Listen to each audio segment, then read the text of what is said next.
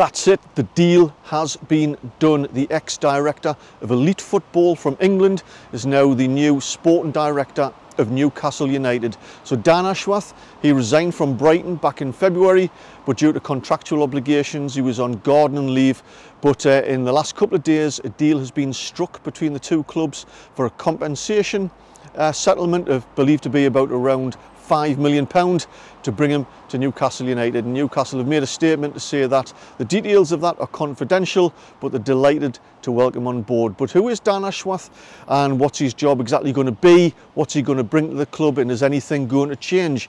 In this video I'm going to try and answer those questions. It's coming up.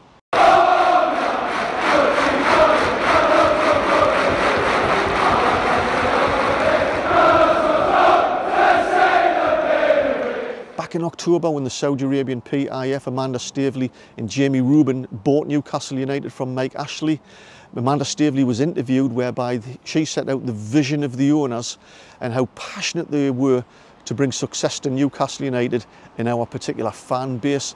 And in that interview she did stress that this wasn't going to be a quick fix. The fans had to be patient, but they hoped to be challenging for the Premier League title in 5 to 10 years time. So quite a slow rebuild. She stressed that they weren't just going to throw money into a broken infrastructure, but as part of that system they wanted to bring in a sporting director. But what is a sporting director and what does it mean for Newcastle United? So sporting director can also be named a director of football or a technical director. They're kind of all much of a muchness, and depending on the club and on the owners, the job description will vary slightly, but basically in essence they will be on part of the senior management team to come up with a club and football and strategy to try and aim for some sort of success. So they'll oversee and assist with transfers and recruitment. They'll look at player development. They'll look at the grassroots football to make sure they get the best out of the academy system to bring through players into the first team. They can look after the women's team, oversee the sports science, assist in contract negotiations. In most companies and organisations you have kind of a top-down management and leadership system, but that's not going to happen with the role of a sporting director at a club like Newcastle United. He's not going to be, I don't think, telling Eddie Howe what to do in that sort of structure.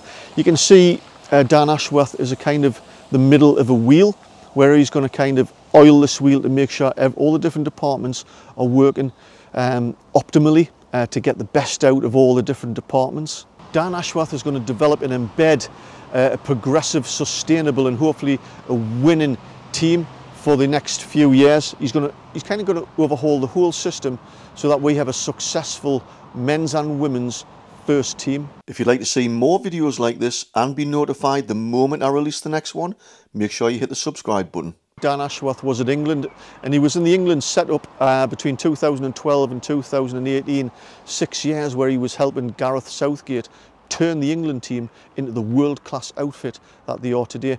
And he did that by, in 2014, introducing what he called the DNA England, a strategic blueprint, if you like, for elite player excellence, to help all levels of England football teams to be playing the same style of football, have the same mentality and ethos, to bring them through the system, ensure that they were playing more games, to make sure that when they hit the highest level in the first team, they were going to be at their very best in their mid to late 20s, hopefully with the aim of winning the World Cup this year. And so Dan Ashworth left England in 2018 and took that England DNA blueprint and took it to Brighton and turned that into their team into a really handy outfit. And of course, he didn't actually apply for the Newcastle job. He didn't want to leave Brighton. He was quite happy there. He was allowed to do his thing and develop Brighton into the club that they're becoming now. He obviously is, that same philosophy would have had to been sold to Dan Ashworth, plus quite a bit of money to tempt him away. He wouldn't be happy coming to a club if they just said, we're going to give you £300 or £400 million, just buy the best players. From everything I've seen and read about this man, that's not who he is. He is more invested and passionate about developing clubs, getting the best out of players through tactics and coaching and bringing these young players through an academy system and then breaking them through into the first team. That's exactly the same type of manager and coach Eddie Howe is. Personally, I'm really excited about this appointment because the future is absolutely looking really rosy for us. It's not going to happen overnight. He's going to take him a year or two to start really, before we start really seeing the positive effects of what Dan Ashworth is going to bring to the club. Thankfully, we've managed to get Dan Ashworth in time for this particular transfer window, which is going to be a transfer window like no other, I think, in the history of this club. It's so exciting. And Dan Ashworth and Eddie Howe, for me, are peas from the same pod. They're going to attract and go for the same type of player, not just a good, technically gifted player, but a good player who has the right mentality, a leader, a grafter, a team player. And they're not going to buy what they perceive to be somebody who's just all about themselves, who's going to demand ridiculous wages. That's not the type of player I don't think we want and they want at the club. Of course, as well, the owners just announced that they're going to be redeveloping the current training facilities, which are a bit run down, and they're going to do that before they identify a plot of land so they can build their state-of-the-art, world-class training facilities.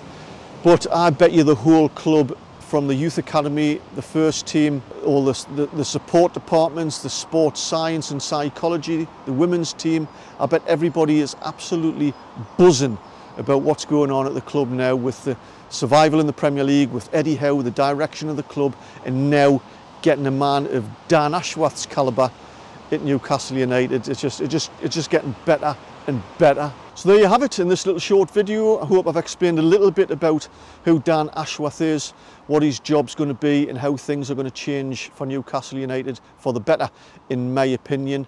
Let me know in the comments below what you think about this particular appointment. But I tell you what, I haven't been this excited about going into a season for 25 years. Just the anticipation, the excitement, the hope and the belief going into a season where we could actually do quite well instead of getting involved in another relegation scrap.